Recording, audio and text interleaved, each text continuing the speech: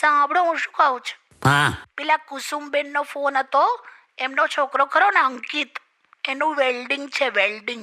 તને વેડિંગ શબ્દ બોલતા આવડે છે તોય ખાલી ખાલી હું કામ વેલ્ડિંગ કરે છે? અરે બાબા મને ખબર છે, એકચ્યુઅલી છે ને અંકિતનું પહેલા તૂટી ગયું હતું ને, યાદ કરો. હા તે આ બીજા લગ્ન કરે છે એટલે વેલ્ડિંગ બોલી. તું હવે ભડાકા ના કરીશ ને. લગ્નોમાં મારી બહુ ઇજ્જત છે, કદર છે, તને ખબર છે ને? ખબર છે.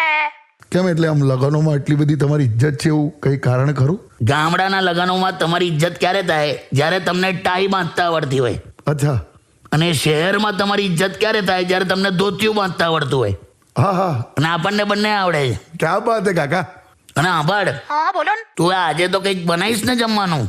અરે બાપા શીતળા સાતમ. એટલે આજે નોમ થઈ પણ હવે. તો પણ પેલું શીતળા સાતમે આટલું બધું જમવાનું બનાવ્યું તું, હજુ ચાલુ જ છે, તો ખાવ ને. એટલે પણ મારે હવે ઉપર એક